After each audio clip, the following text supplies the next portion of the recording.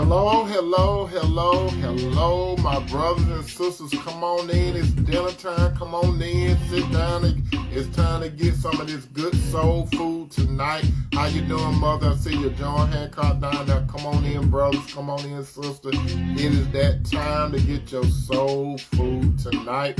I hope that you're good and hungry because I really are looking forward to feeding you this evening, okay? Go ahead and invite some more family members, some friends. We got plenty of room and plenty of soul food to give out this evening. We're going to allow a few more people opportunity to come in so we can get into tonight's broadcast. And I hope that you all can get something out of what I'm about to present to you this evening. It's going to be very beneficial, especially if you're interested in being in a relationship. If you're interested in being serious, committing and moving towards the the covenant part of relationship, this is the show for you.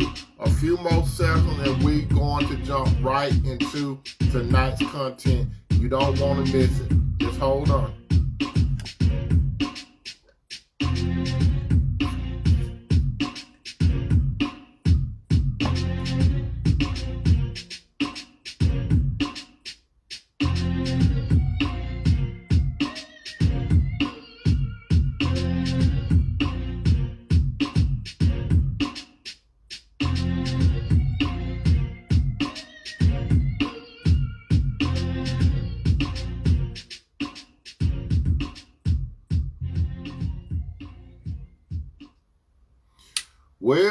Well, it's that time, my brothers. It's that time, my sisters. Come on in. It's dinner time.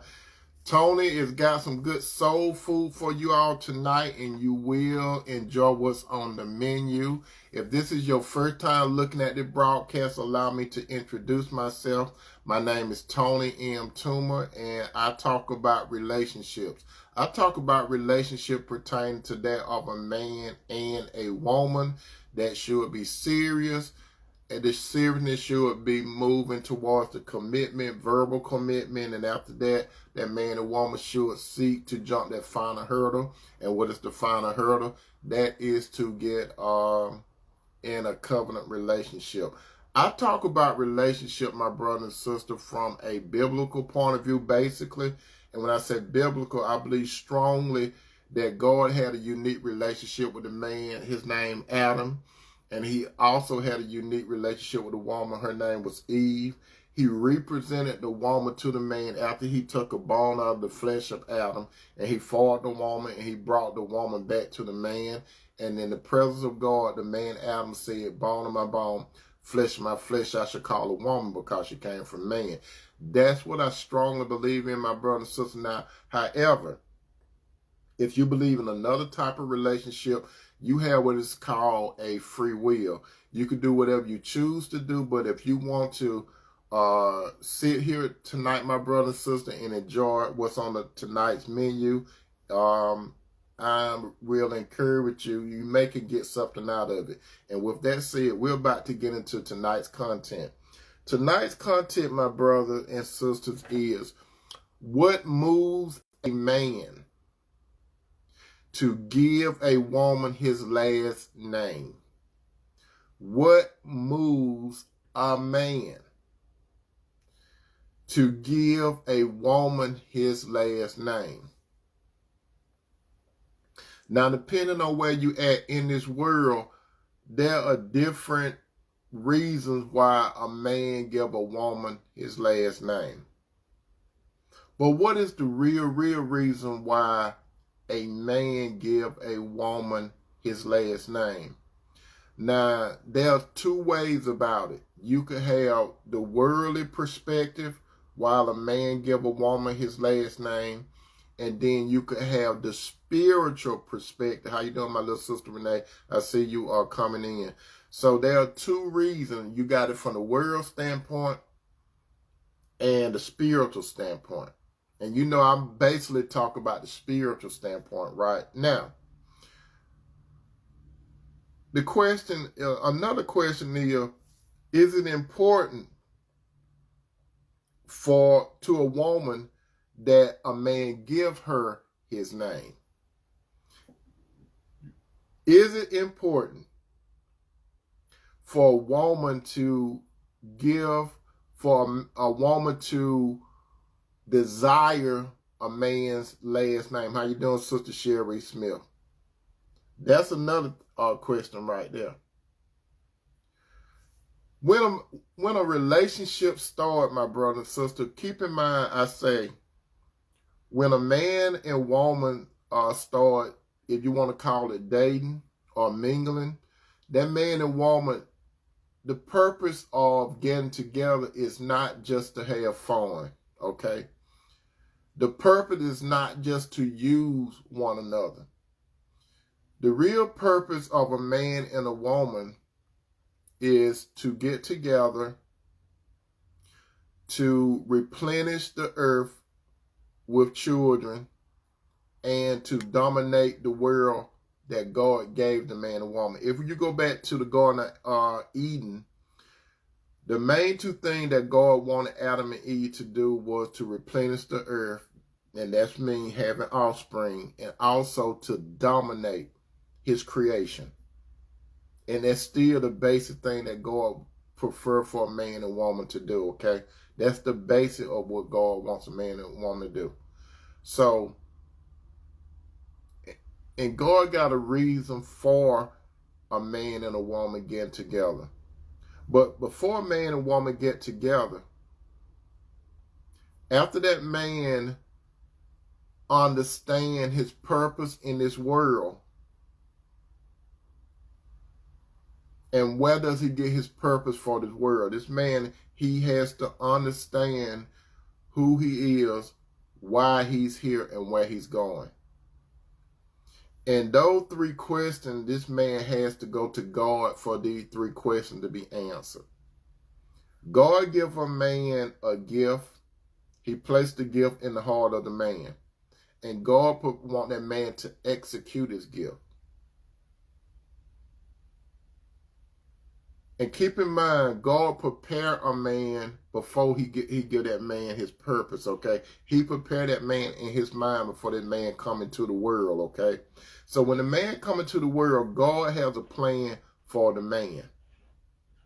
Just like he had a plan for Adam when he created Adam. Before, he had everything together before Adam was born. Brother, believe this or not, God have everything planned for you before you were born.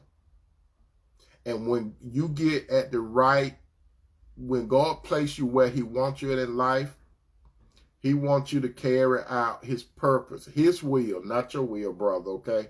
Now, we all familiar with the Lord saying that it's not good. You know, I always say this, and it's in the book of Genesis. It's Genesis 2:18. Genesis 2:18, Genesis 2:18, it says, the Lord God said, it's not good for man to be alone. I will make a helper suitable for him, or a helpmate. Out of all of God's creation, from the beginning of time, everything God said, after he finished everything, he said that it was good. It was only one time God said that it was not good. Now, God had a perfect creation, and God is good. But God said it's not good for man to be alone. That's the only time God said it. Why did God say that? Everything was not completed. It was not completed for, according to God's will. And he didn't forget it now. Don't get me wrong. He didn't forget it. And it wasn't completed for the man. Let me give you some insight, my brothers and sisters. Adam had a desire for someone to compliment him. He had a desire. God also seen that desire that Adam had. Remember when God created the world, he created the world, and he placed Adam in Eden. What does him putting Adam in Eden represent? It means that he put Adam in his presence. That's what it means. Some people think it's a place. It's a place, but it also means the present. That's where God put Adam at to meet him. It is in the Garden of Eden, and that was God's presence. Because remember, Adam had a spiritual connection with the Lord, but also Adam had a soul, and he had flesh. When God said that it was not good for man to be alone, God started putting things into motion. But before he did that, before he started putting a lot of things into motion, what God did, if you all recognize this, God brought all the animals to Adam. Listen to what I'm saying. Adam didn't go out for the animals. God brought the animals to him. And when God brought the animals to Adam, he brought the animals to Adam and to see what Adam would name each animal. And what Adam named each animal was the name thereof. So what God did, he brought a male and a female in front of Adam. Of all the animals, he always brought a male and a female. He never brought two males together. He never brought two female animals together. He always brought a male and a female. And Adam named the male and the female. For example, if a male dog came in front of Adam and a female dog, Adam said dog. He gave him one name. He said dog. A family of dogs, he gave them one name. Check this out. When it was a cat, he said cat. When it was a cow, he said a cow. It was whatever the situation was, he placed a name on it.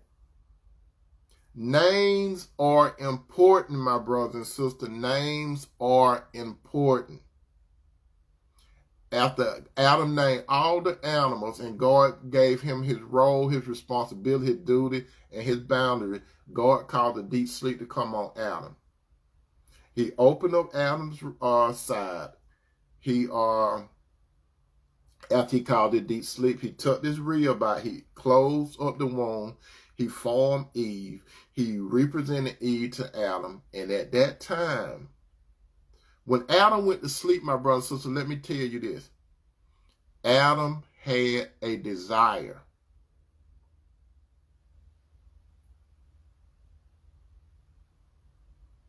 God put in Adam a desire. Because he knew that it was not good for Adam to be alone. Adam went to sleep. He brought Eve to Adam.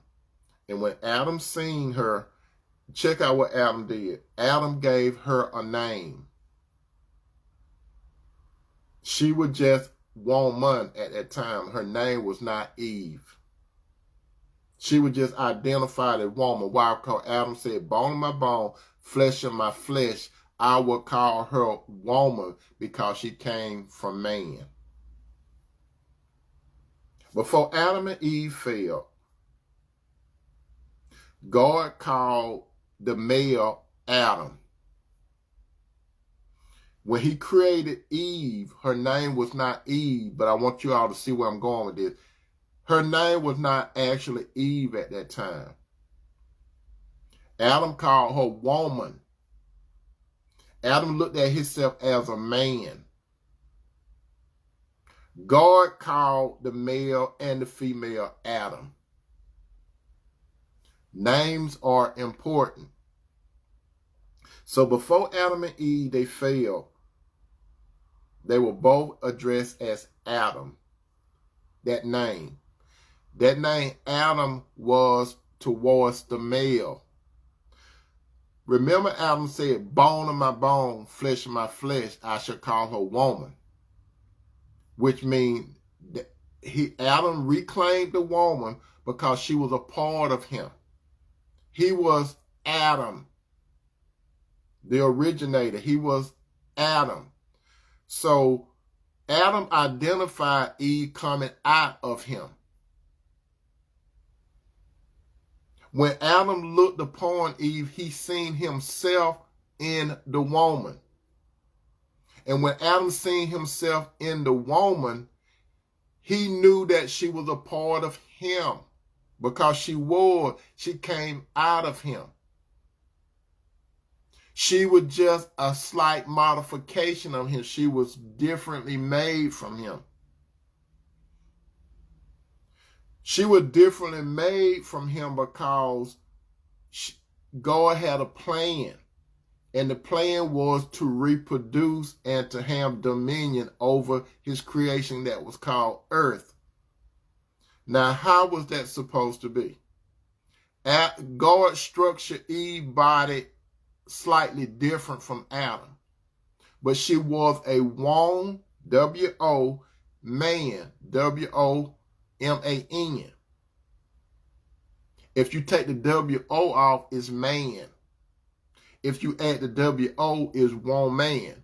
Woman, she came out of Adam, but that W-O, she had what is called a womb.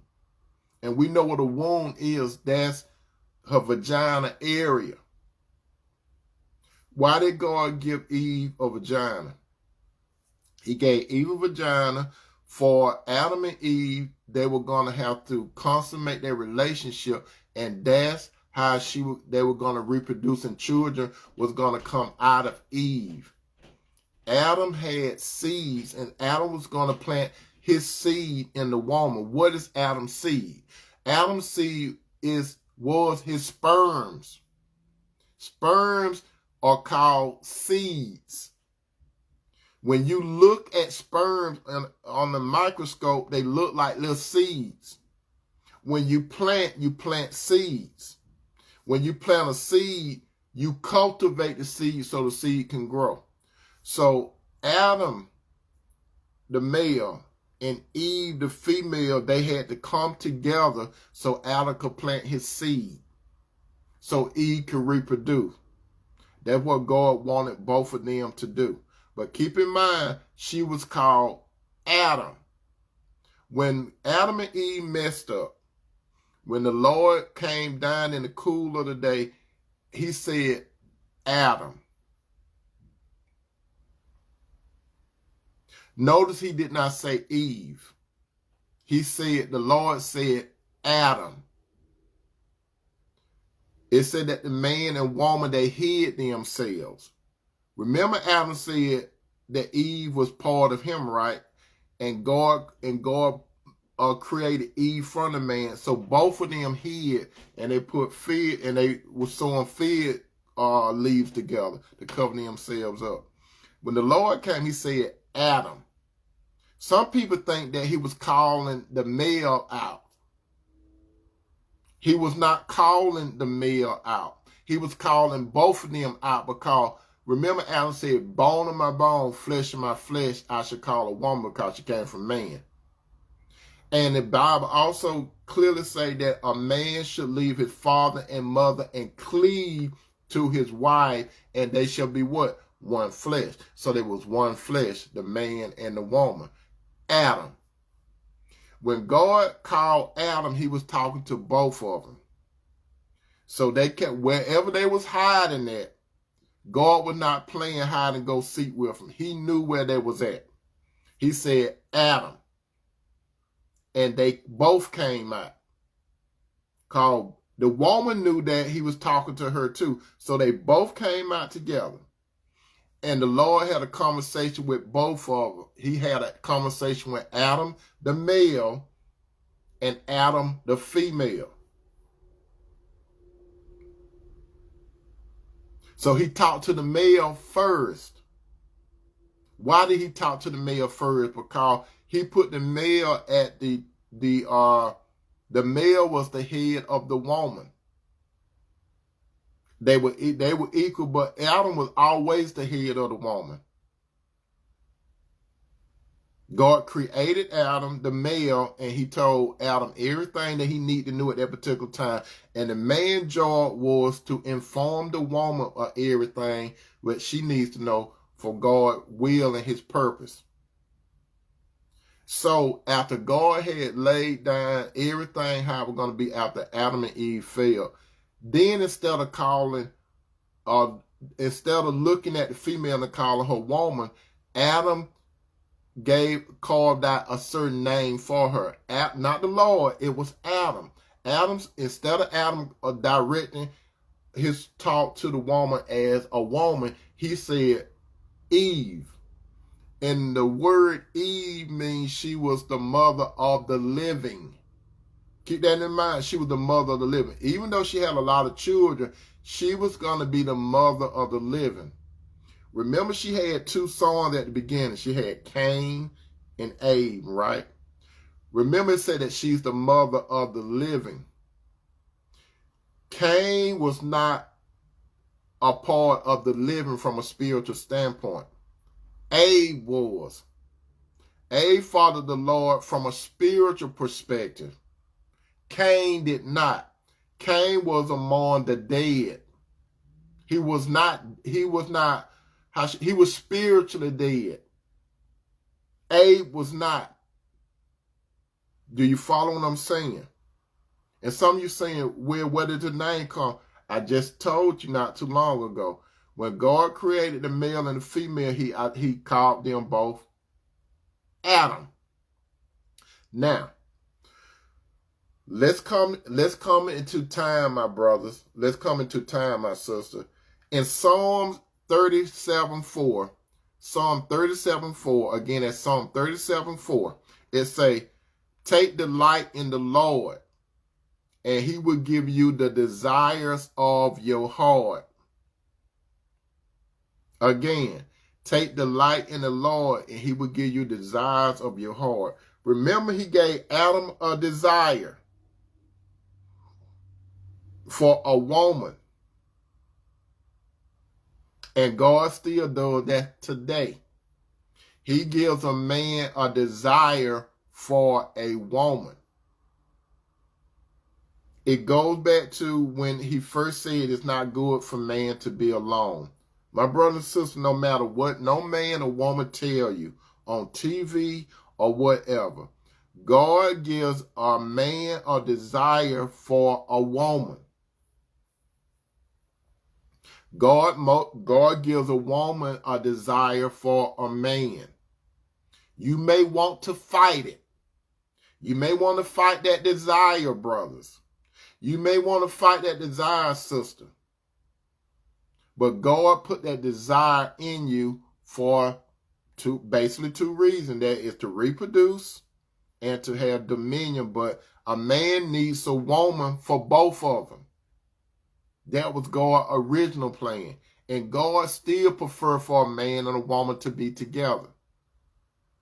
Unless he purposely pull a man out and have him doing something else. Unless the man is a unit. What is a unit? A unit is a man that don't have no desire for a woman. Normally a unit, his organs normally be removed. So he doesn't have no desire. A unit normally be neutered. You know how a dog get neutered and spayed and stuff like that? Those guys, they don't have no desires. Because if that area down there in their trousers are removed, they don't have no desires. Don't you understand, my brother and sister, that when a man have testicles and everything, that's where that testosterone and stuff build up at.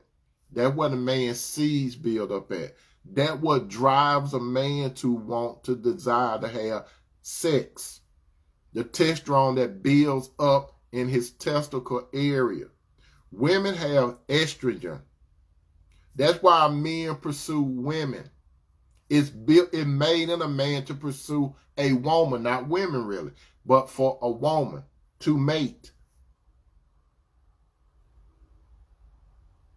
That desire is there. There's nothing wrong with desire, but you have to, the man's supposed to do it in a certain way with a woman. Because God give the man a gift, he give the woman a gift. God had the right woman for every man.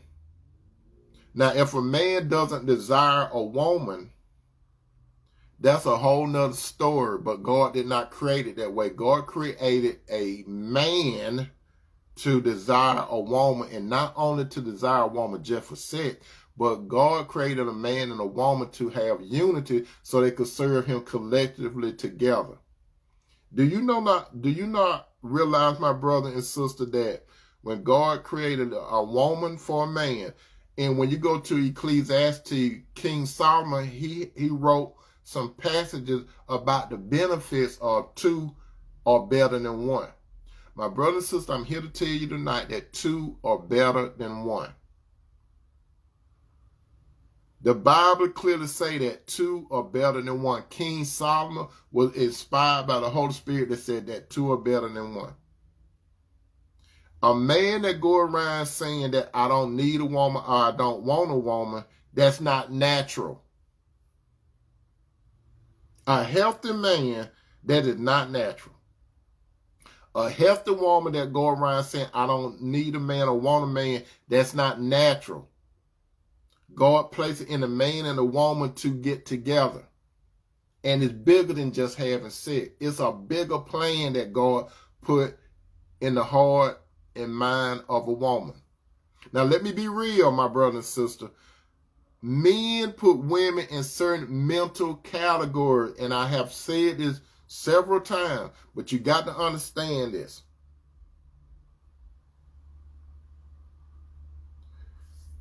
And I told you the category. When a man sees a woman, when a man sees a woman, men are attracted to the outward appearance of a woman before he say anything to the woman. A man is driven to go talk to a woman. But she has to be a particular type of woman. So remember the category that a man put a woman in. A whole bunch of women do not understand it, but men put you in a category. The category is this, my sisters. When a man looks at you and starts conversating with you, he quickly puts you in a category. He puts you in a category of wife or not wife. It's no in between, sister. A single man are walking up on a woman. He puts you in wife. I can see her as a wife, or I don't see her as a wife. If he see her as a wife, he sees her as she can be a part of my life purpose. If he doesn't see her as a wife, he put her in no wife. The only thing a woman does when a man asks her to marry him, she got one or two choices. She either said yay or nay to it. That's the only thing a woman does when it comes to being married. A woman does not choose to be married. The only thing a woman does is accept the invitation that the man put out there for her. The man does the selection. The woman doesn't do the selection. The man does the selection. The woman just either agree with it or not. That's all she does. Women don't choose men in the natural, in how God does it. Women don't choose men. The world have it where women choose men, but God way women don't choose men. God brings the woman to the man and to his view. Now remember the categories I say. I told you and that included me. You look at a woman, you either look at her as a wife or not wife. If she's not wife, it's a thing, and I'm being real with you, sisters. If it's a wife, it's a subcategory. It's called temporary or temporary long term. And I have said it before. To tell you the truth, sister, when a man put a woman in temporary, he either gonna put her in one of the two subcategories. That's temporary or temporary long term. The temporary thing is he knows that it's never gonna be no long term thing. When I said long term thing, he looks at her and he say, I'm definitely not gonna marry her. I'm definitely not gonna marry her, but I might do some things with her. I'm definitely not going to commit to her. So, I'm definitely not going to be serious with her. I'm definitely not going to commit to her. And if I don't be serious, if I don't commit, I definitely is not going to do the covenant thing, marry her. But I will play with her. That's how some men think. I will play with her if she play with me. So let's play. And that's what some of these guys do. They say, what do I mean by let's play? What I mean by let's play is like when it come down to the basic thing, he's not going to do that much for the woman. He just basically view that woman as a sex toy. That's basically all he want, or to extract her resources from her. If it's not sex, it's something else that she could do. But he don't think about what's on the inside of the woman. He don't care nothing about her soul. He don't care nothing really about how she feel. He don't care nothing about how she think or nothing like that. How you doing, Sister Ron? Those of you that are coming in tonight, tonight's topic, what moves a man to give a woman his last name? So when a man look at a woman from a temporary standpoint, he already know that she's not the one. And a lot of time, if he doesn't lie to the woman, she knows that she's not the one. So since a woman had to go by her emotion, a woman, it ain't no way a woman could actually honestly say that she did not know that she was not the one. There's no way she could say that. If she be honest with herself, because based on how the man treat her and how he talked to her, she know, if she knows that the only thing they get together and just have sex, she should know that she's not the one. If she know that the only time he reach out to her is for sex and resources, if he need money or whatever, if he don't make time for her and stuff like that, he make time for her on his time. That should let her know that she's not the one. And then there's another sub category up under the no wife. The no wife is, I would say that I'm serious with her. I would say that I'm committed to her, but I'm still not gonna marry her. We can play a role as if we're going to get an Oscar or a Grammy. I would play like I'm her husband, and she could play like I'm her wife. She could play like she's my wife, so we could play house. And we could play house for years and years. Do you actually have to be in a man's house or a woman's house to play house? No. The man could be living in his place. The woman could be living in his place, but they still playing husband and wife because they say that they got a relationship. That's what they say. They said, we got a relationship. But the man is still in his heart not planning on marrying a woman because he doesn't see her as his wife. He doesn't see her as his wife.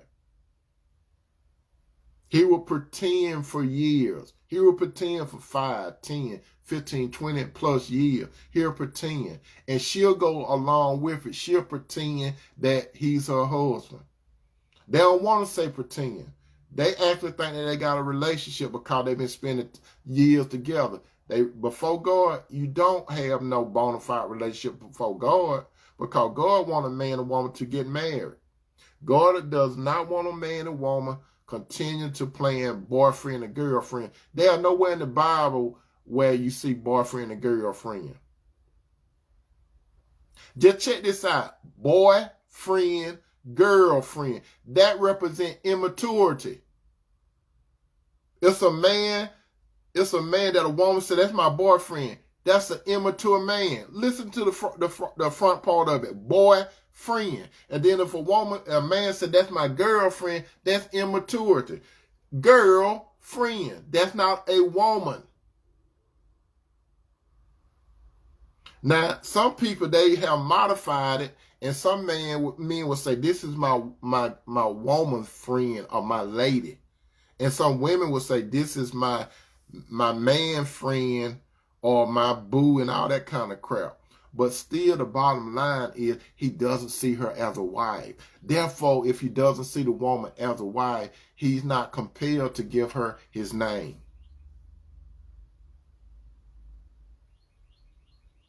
Now, when you move from don't see the woman as a wife, then you see this woman over here as being a wife. What do you see? When a man sees and then talks to a woman, something deep inside of that man convinces and compels that man that this particular woman belongs in his life. Understand? When a man sees and then talks to a particular woman, deep inside him, he's convinced. He doesn't doubt. He doesn't doubt. He knows that a particular woman, not any woman, a particular woman, he sees a future with her while she's standing in his presence. Do you not realize, my brother and sister, that a man, when I talk about a man, I talk about a legit spiritual man. He looks at a woman and he sees the present and he sees the future with that woman. How you doing, Sister Flo Harvey Martin? He sees the present and he sees the future. When a man, a spiritual man, and I ain't talk about no word of man, I talk about a legit spiritual man. When he sees a woman, he knows within his mind. He knows it. And by him knowing it in his mind moves towards the will. We talk about the soul. Now, that man's mind, it moves to the thing called the will. And the will say, I will make her my wife if she accept me. I choose her. I choose that particular woman. Then, after the mind, then the will, then the emotion, then he starts feeling attached to that woman emotionally. So it starts with his mind, and then he get convinced, and he's compelled, and it moves towards his will, and he said, I will do this. Within himself, he said, I will do this. And then that heart get in, then he start clinging to that wife. All the time, God is bringing all this to flourishing. God placed that woman in that man's eyesight, some type of way. He puts that woman in. So that's why this man, he's convinced that she's the one, because God is doing all the background work. God is there. He wants this man to see this particular woman. Have you all realized this, and you have heard this before, how a man and a woman could be dating for years? How a man and a woman, they could be living together for years. That man break up with that woman, or she break up with him, and in a short period of time, he marry another woman. You have heard story like that before, my brothers. He married another woman. Why? Because the one that he was playing with, and she was playing with him, but they thought it was serious. It was never serious. It was a waste of her time and his time. They was going through the motion. They was working towards an Academy Award. They were working for the Grammys and stuff like that. But him and his woman, they for some reason they separate or whatever. And in a short period of time, he married another woman. Let me put this out there too, my brothers and sisters. Listen to me carefully. If he married another woman in a short period of time, that does not mean that he had that woman on the side. I'm going to say that 2 more times. That doesn't mean that he had that other woman on the side. That doesn't mean that the woman was a side piece. It doesn't mean that that woman was a side piece if he married that woman a short period of time. When he pulled himself out of that situation, or the woman that he was with, she pulled herself out of the situation, and the right woman got placed in his viewpoint. So when the right woman got placed in the man's viewpoint, that's when a lot of stuff was going on inside of him. It was not about his feeling. He was convinced. He was compelled. He willfully said, I'm going to make her my wife. The only thing she had to do to accept it. When she accepted, that man emotions started gravitating and caressing that woman. The classic one, my brother and sister, the classic, and I always go to the classic. The classic is two classics that I could go over.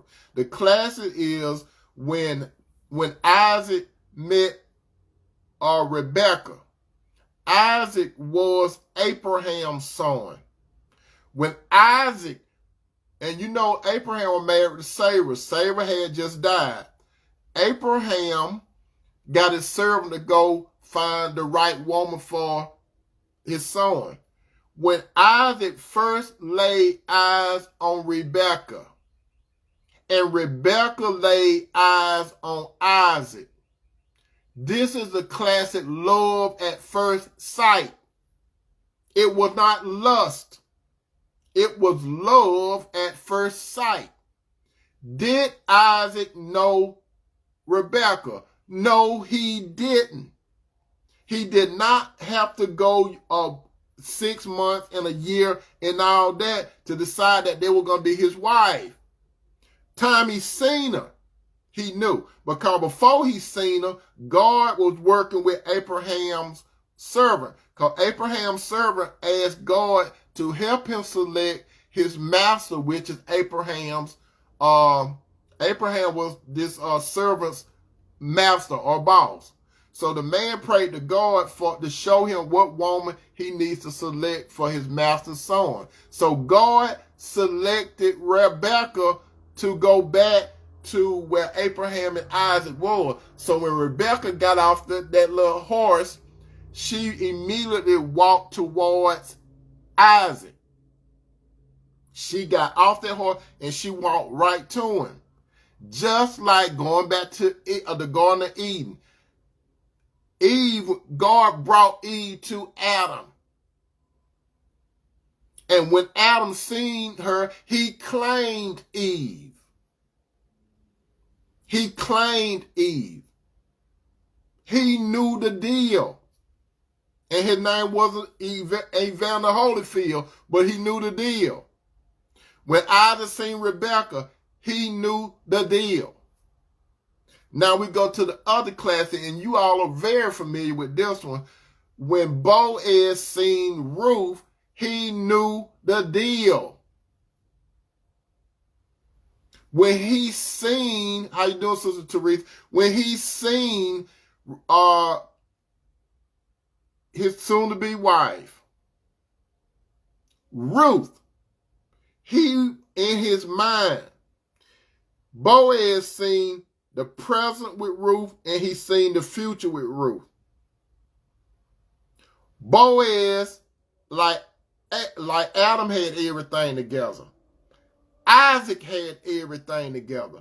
Boaz had everything together when God brought them together.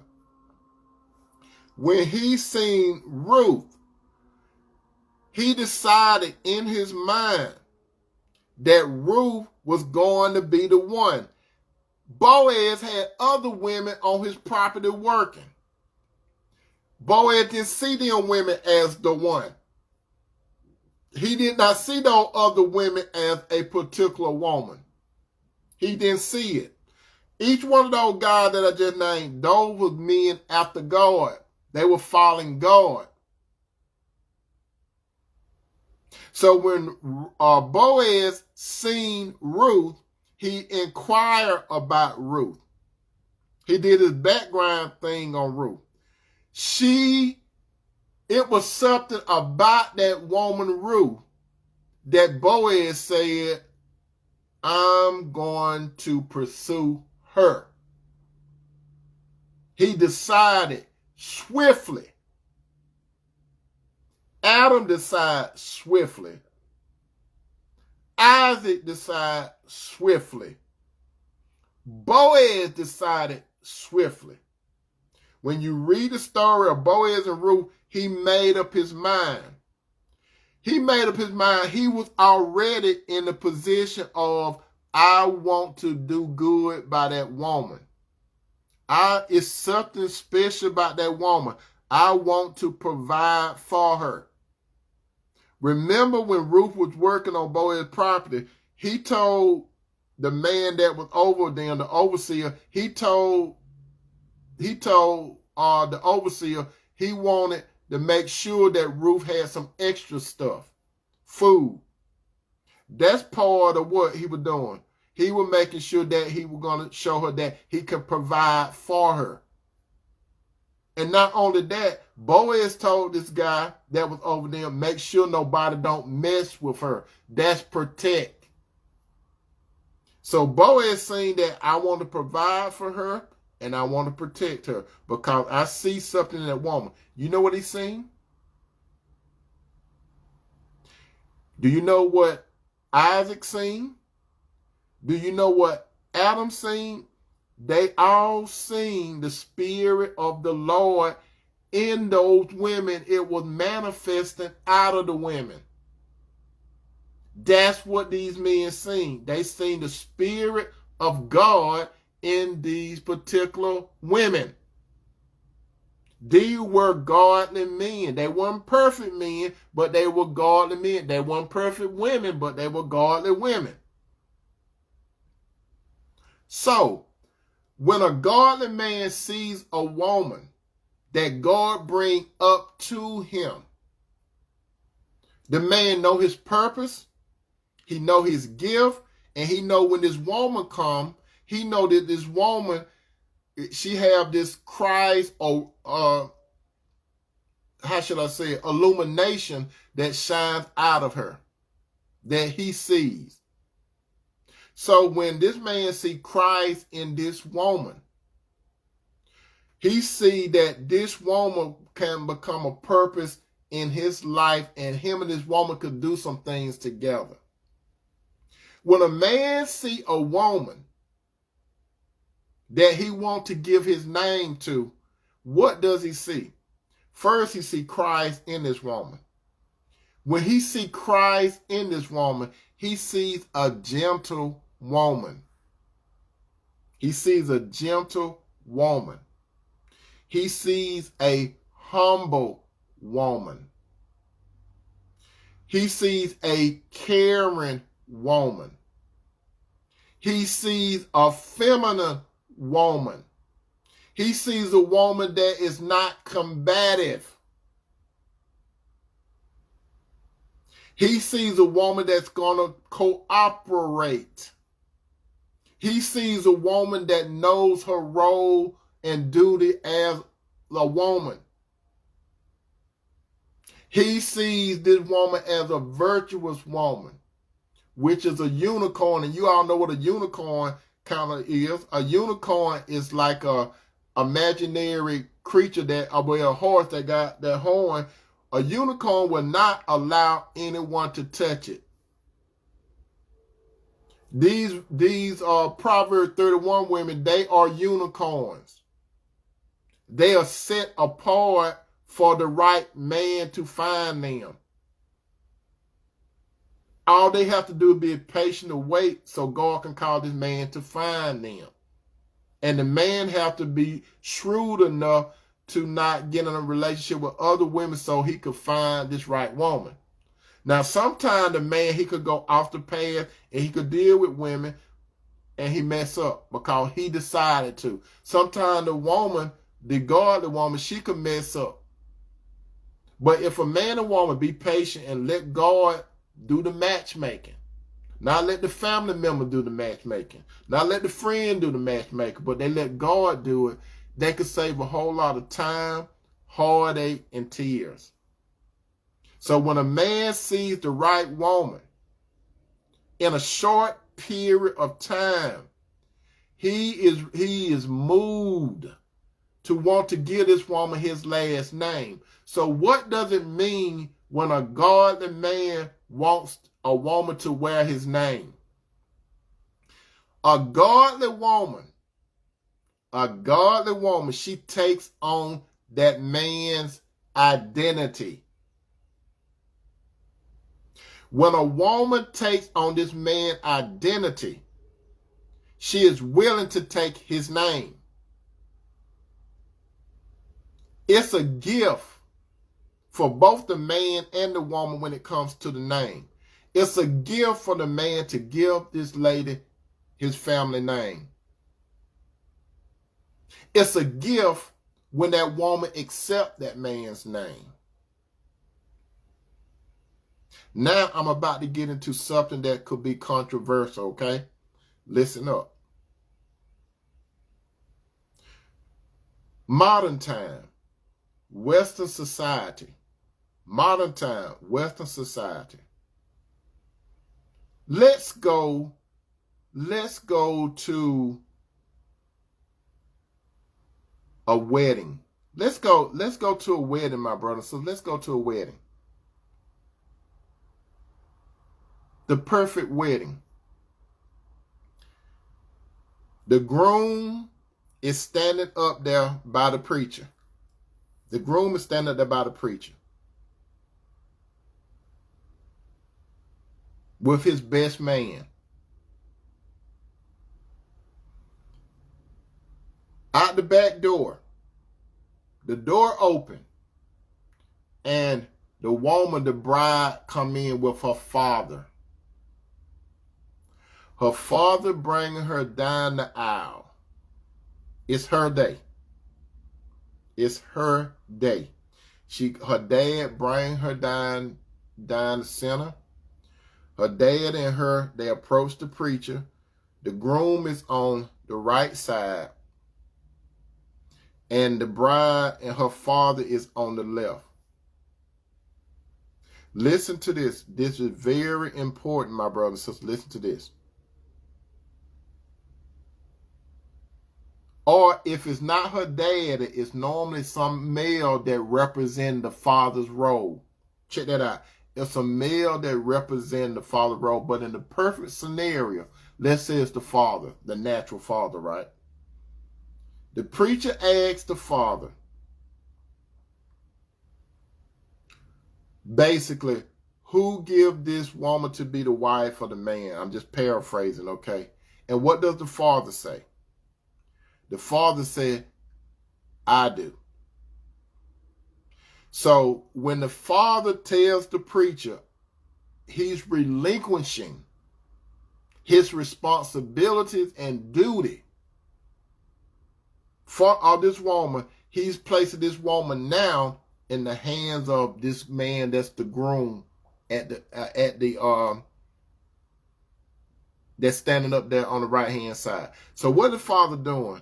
The father is pulling himself back. The father is pulling himself back, or whoever represents the father figure, they pull themselves back and they handing. Listen to what I say. They are handing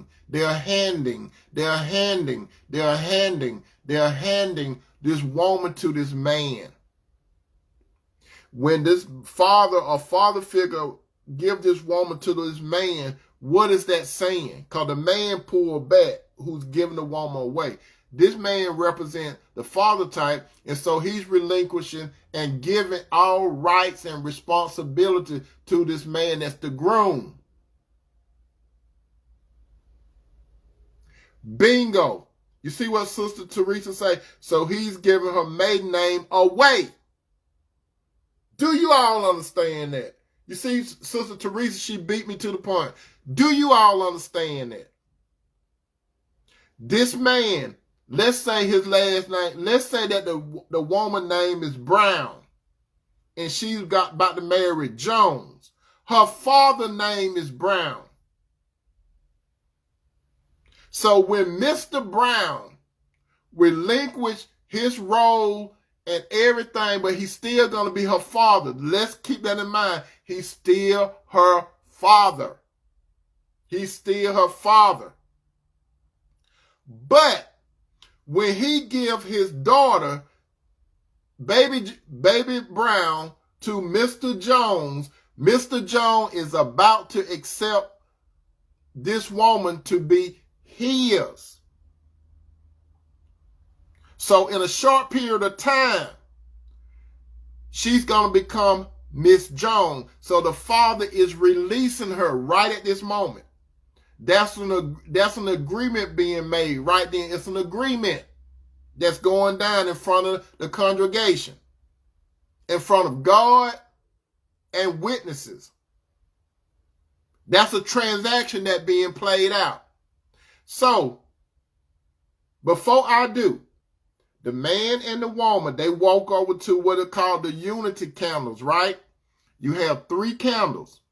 You have one on the left, one on the right, and you have one in the center. What does that represent? The man pick up one candle, the woman pick up one candle, and they light the candle in the middle. And then they blow their individual candles out, right? So it's only one candle that is lit. That's the one in the middle. That represents God. That represents the triangle, the man, the woman, and the unity. God, man, woman, unity. God, woman, man, unity. Then they come right back in front of the preacher. They say they vows. They say they vows. Whatever they say in they vows. So the critical part come in when the preacher, when he talked to both of them, and both of them say, I do. Once they say, I do, what does the preacher say? I now pronounce you man and wife. So the woman's dad and Mr. Brown, he's sitting down. He had given his daughter over to Mr. Jones. Mr. Jones have agreed in front of God. Mr. Jones had agreed to the witnesses that he is responsible for Baby Brown. So when Baby Brown say I do, Baby Brown is saying I am no longer Baby Brown. I'm Mr. Jones, baby. You understand that what she said? I'm Mr. Jones, baby. So Mr. Jones, in the future, he's going to be saying, baby.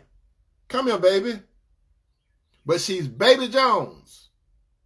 She did not lose her father. He's still, Mr. Brown, still her father. But he relinquished everything. That's right, Cheryl. I pronounce you husband and wife. Husband and wife. In front of God, in front of the whole congregation of witnesses. So what does that say? The woman, that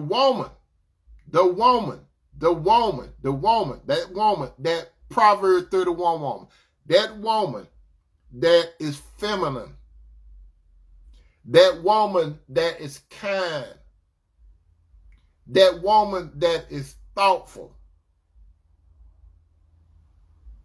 that woman that is that Proverbs 31 woman, she was submitting to her father.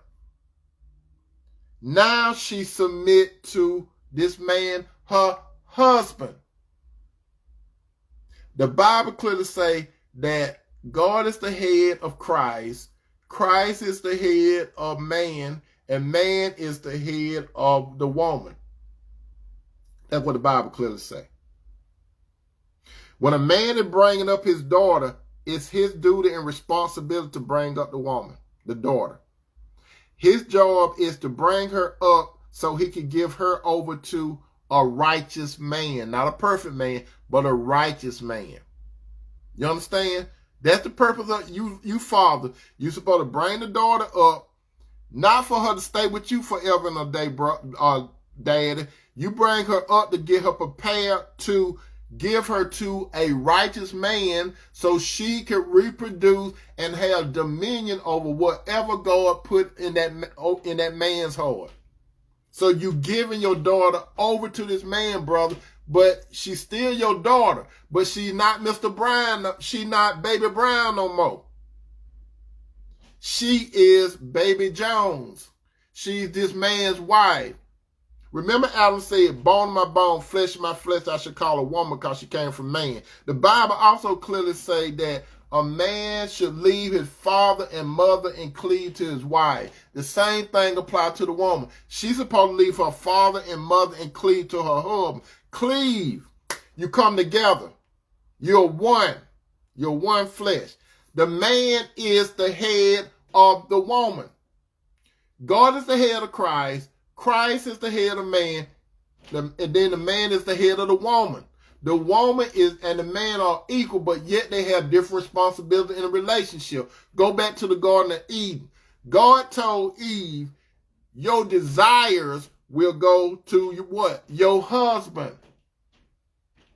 And he shall rule over you. Not dictate, but he shall rule over you. So the woman desires and the rulership goes towards the husband. Now, a rebellious woman don't like that. A rebellious woman, she don't see where her desires go towards her husband, but she want to get married. A rebellious woman, she don't want no man to rule over her, but she want to get married. A rebellious woman wants to compromise everything. What a woman doesn't understand is God holds the man responsible for the home, more so than the woman. That's why when we go back to the Garden of Eden, God got on Adam hard. He said, because you listen to your wife. Listen to what God said. He said, because you listen to your wife, boy. You listen to your wife, boy. What did I tell you to do? I told you, Adam, everything before I brought Eve to you.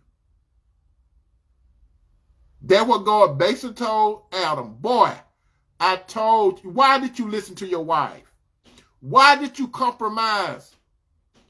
You rather listen to your wife than me? I gave you life. Your wife did not give you life. Why you compromise with your wife? Why you believe, Adam, that happy wife, happy life? That don't work, Adam. There ain't no such thing as happy wife, happy life. You supposed to be pleasing me, not your woman. Your woman come after me, Adam. You don't compromise with your wife when it comes to me. You got to understand priority. Job understood priority. Job had a wife. Job's wife came to him to compromise his relationship with God. Job's wife said after they had lost everything, why don't you curse God and die? Job told his wife, you speak like a foolish woman. Job's wife wanted him to compromise his position with God. Job's wife wanted him to get off center with God. He would not. Now, back at the wedding, when the man and the woman are married, the woman name now is Miss Jones. Her name is not Brown Jones. You understand? Her name is not Brown's Jones. Her father gave her to this man. She was supposed to drop the Brown and became Jones. I know a lot of people don't like, a lot of women don't like what I just said then. I know this is a controversial thing, but that's a rebellious woman. Because the Bible clearly says when you go back to the Garden of Eden, your desires should be to your husband. He should rule over you. So before you go down to the courthouse and they ask you what you're going to be called, because some of these courthouses now, they ask the man, can you believe this crap? Do you want her family name? That's what they ask brothers now. When I say brother, I mean black, white, whatever. They ask men now, do you want her family name?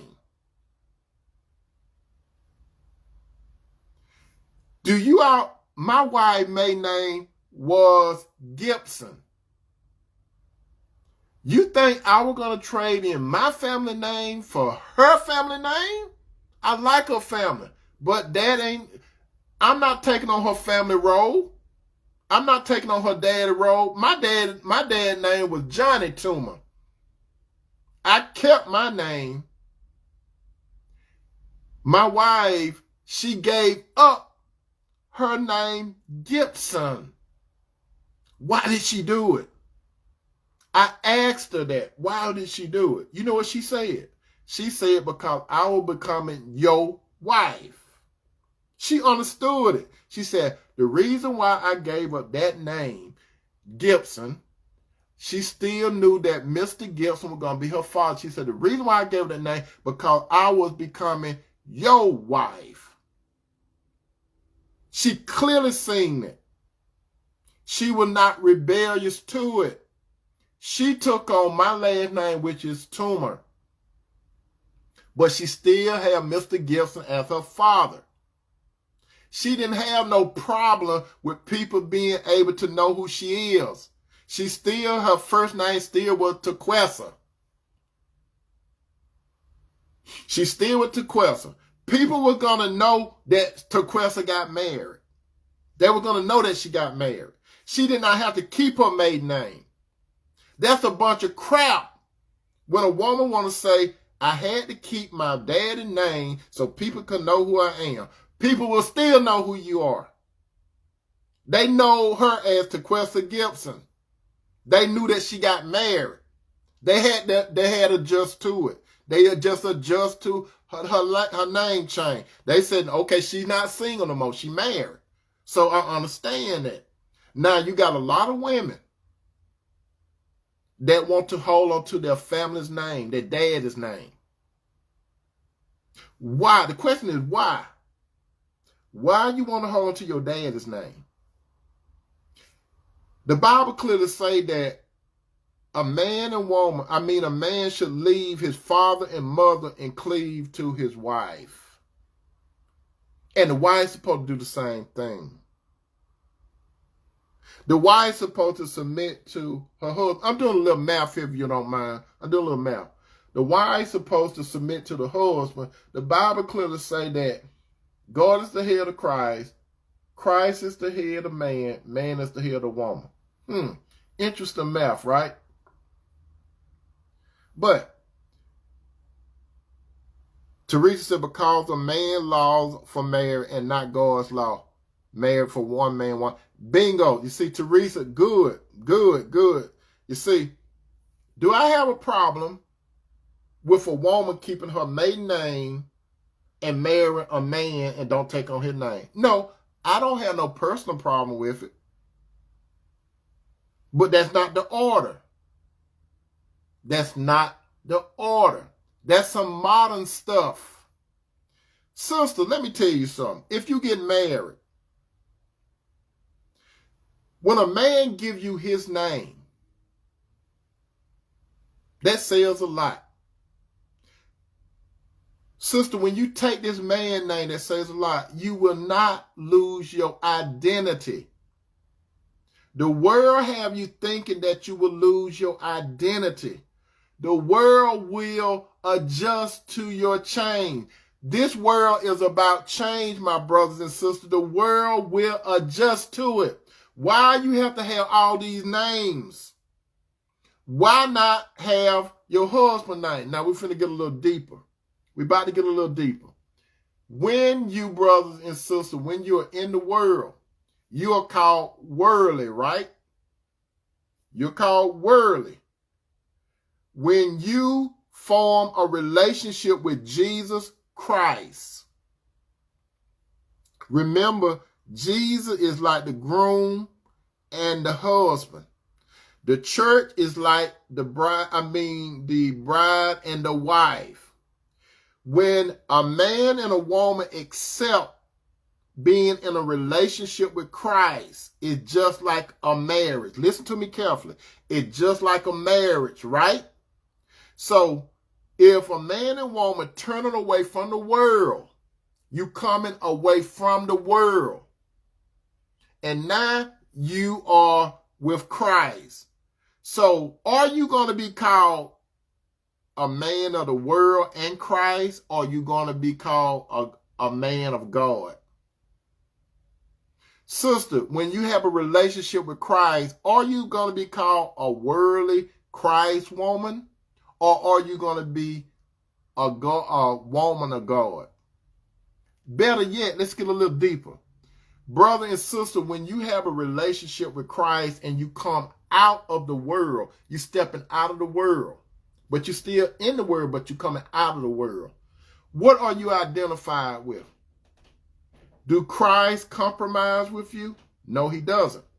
If you, brother, and you, sister, decide to get in a relationship with Christ, it's just like a marriage.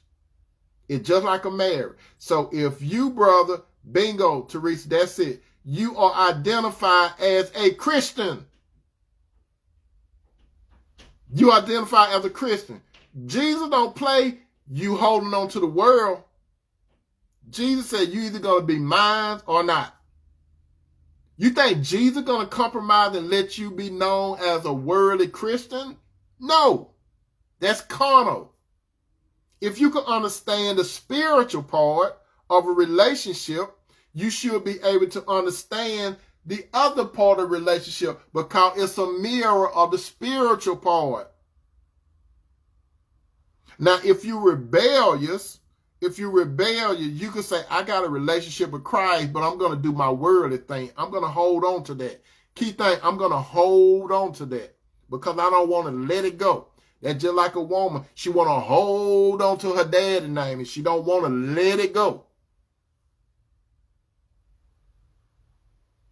If you have a relationship with Christ, you got to let that world go and turn to Christ and be identified with Christ.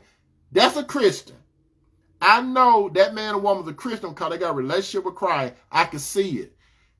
I remember when that man and woman used to be in the world. I remember that. But now that man and woman got a new relationship. So the world get adjusted to your new relationship. Do you follow my brother and sister? The world get adjusted to your new relationship. Your relationship is in Christ. Your name changed. Do you all not realize this?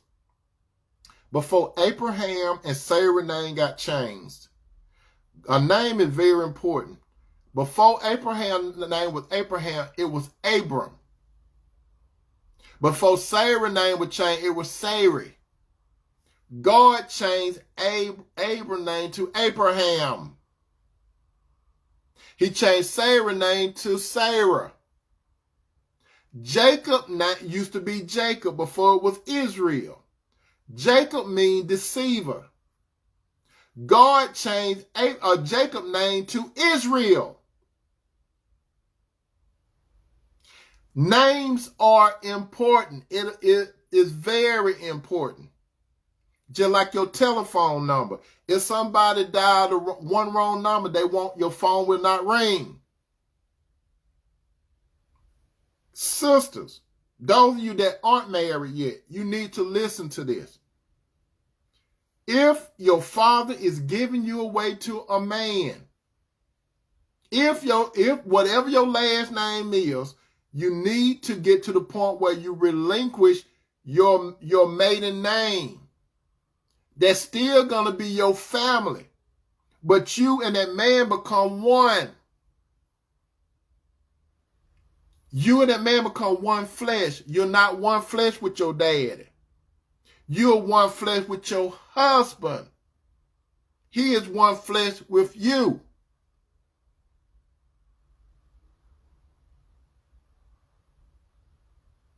What moves a man to give a woman his last name? If it's a Christian man, this man look at this woman and say, God gave me a good one. Is she perfect? No. I want to give my name to her. Just like Christ wants to give his name to you, brother and sister. He wants to give his name to you. But when Jesus gives his name to you as a Christian, you have responsibility. You got to let things go. You in the world, but you're not of the world. Jesus gave you his name, Christian. That's in the Bible. It's Christian. You can see it first in the book of Acts. Let me tell you this. Watch this. Watch this.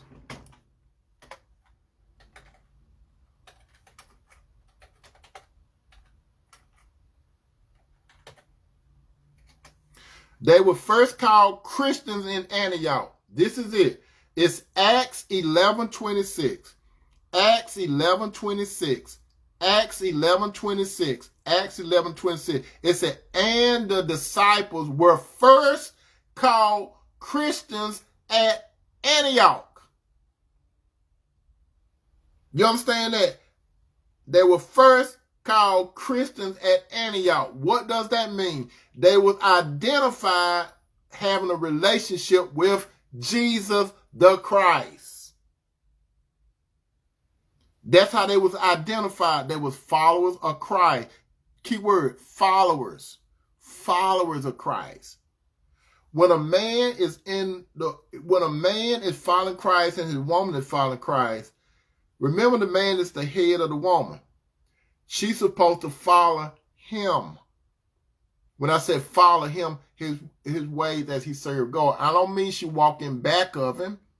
She walked by him, but she followed his lead. A man is put in the lead and head role of the relationship, not the woman. A man don't go around but saying happy wife, happy life. No man supposed to be saying happy wife, happy life. A man supposed to please God first, then his wife. It's about God first, then his wife, and then all other people and things after his wife. A man have to make some tough decisions that his wife might not like. But you see, the man know that he's responsible towards God. And down the road, the woman might say, okay, I see why he did it. She might not like it at that time. Do you think most women like to let's say, for instance, a woman married to a military man. Do you think she like to up and move and go everywhere? She have to make adjustments. Why she make adjustments? Because that's her husband. He has to move. If a man playing professional sports and then a team trade him, he got to go he have to go from the West Coast to the East Coast. Do you think his wife want to do all that moving? Probably not, because she brought her family, friends, a new friend. She got settled, but she got to go. She got to make a decision. She got to go. She has to follow her husband. She might not like it, but then she get used to it. That last name, very important. Sisters, listen to me carefully. When you get married,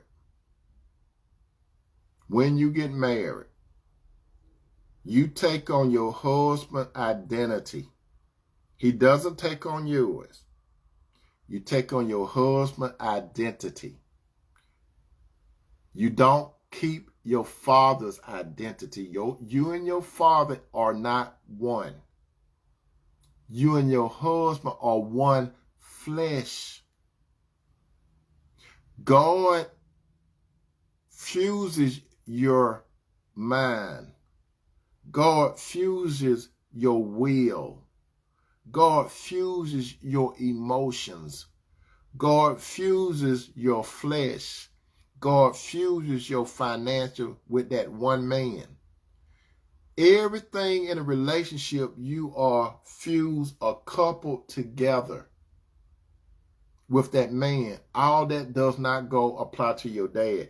You and your dad do not have a deeper level than the man that you're going to marry.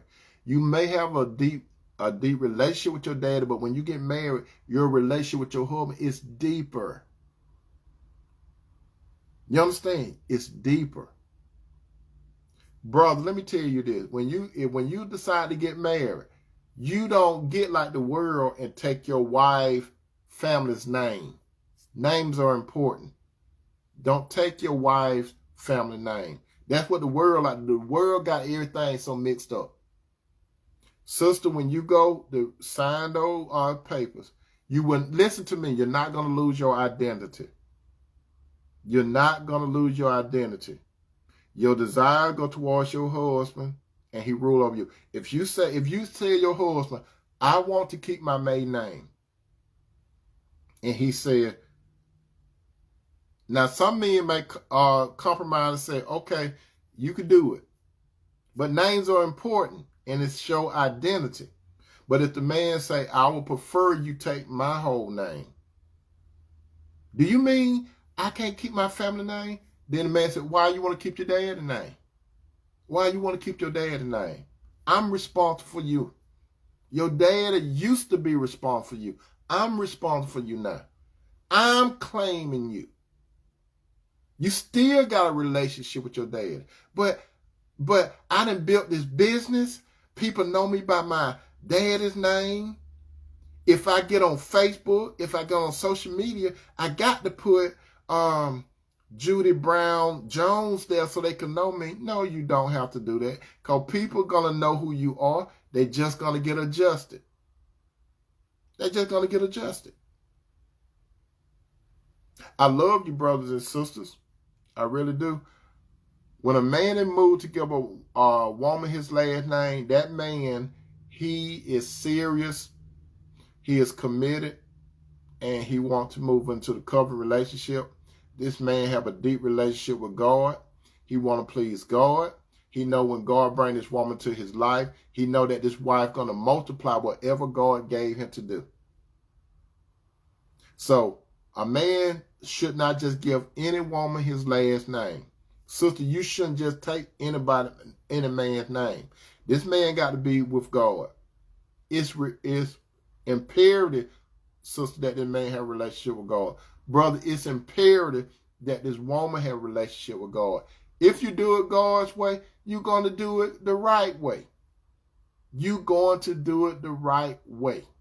You're not going to do it the world way. What I'm telling you tonight, the world going to have a problem with what I said about that last name. The world will have a problem. I'm telling you, the world going to have a problem with what I just said because it's controversial.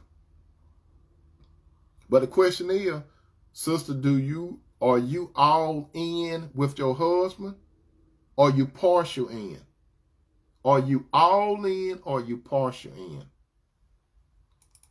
With that said, my brother, with that said, my sisters, I hope that you all have a good night. I hope you got something out of it. I really do, but you do what you want to do. Like the Barcade used to have a song out years ago, do what you want to. That's up to you.